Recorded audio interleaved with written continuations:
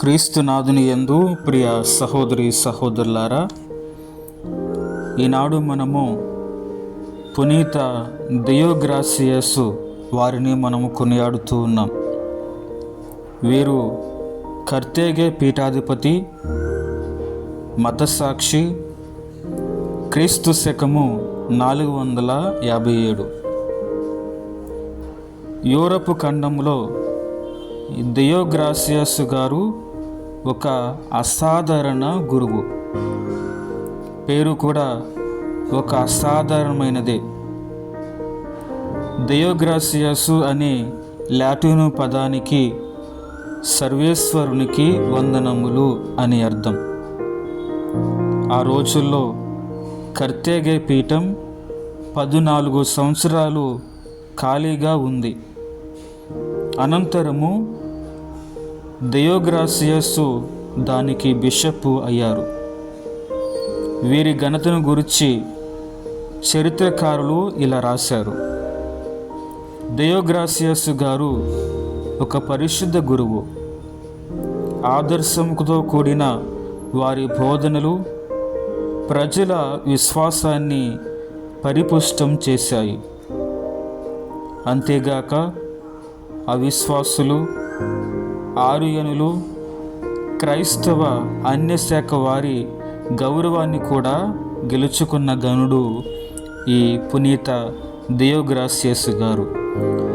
క్రీస్తు శకము 455లో జర్మనీలోని జెన్సిరాకు అనబడు వండలాల్సు రాజు రోము నగరంపై దండెత్తి వెళ్ళి అక్కడ అనేక గ్రంథాలను నాశనం చేశాడు. ఇటలీ, సిసిలీ, కొర్మికా వంటి దేశాలపై పడి తన క్రూరత్వాన్ని భయంకరంగా ప్రదర్శించాడు. అక్కడి ప్రజలను బానిసలుగా చెరపట్టి తెచ్చాడు. ఆ నిర్భాగ్య మానవులను పశువులుగా అమ్మి సొమ్ము చేసుకోవడమే అతని ధ్యేయం.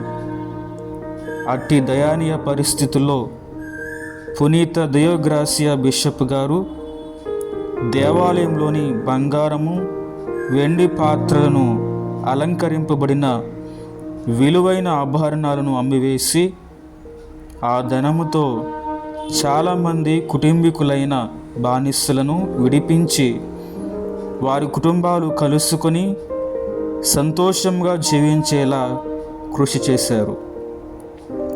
ఇట్టి మానవతా మూర్తి అయిన బిషప్ దియోగ్రాసియస్ గారిని చంపాలని అనేక ప్రయత్నాలు జరిగాయి. కానీ వారు తప్పించుకొని క్రీస్తు బోధనలు చాటుతూ అద్భుతాలు చేశారు. వారు కేవలము 3 సంవత్సరాలు మాత్రమే పీఠాధిపతి బాధ్యతను వహించి క్రీస్తు శకము 457లో ప్రభువునందు నిద్రించారు. ఆనాటి వారి ప్రజల దుఃఖానికి అవధులు లేవు. వారిచే రక్షింపబడిన అనేక మంది బానిస మనుష్యులు, విదేశీయులకు ఈ వార్త జీర్ణించుకోలేనటువంటి ఒక విషయముగా మారింది. రోధించి తమ కృతజ్ఞతలు తెలుపుకున్నారు. ధ్యానాంశం: మీకు బోధకులుగా ఉండుటకు దేవుడిచే ఎన్నుకోబడిన వారికి తగినంత గౌరవమును ఇయ్యవలసినదిగా సోదరులారా మేము బ్రతిమాలుకొనుచు ఉన్నాము. పునీత దియోగ్రాసియస్ గారా, మా కొరకు, మా కుటుంబాల కొరకు ప్రార్థించండి.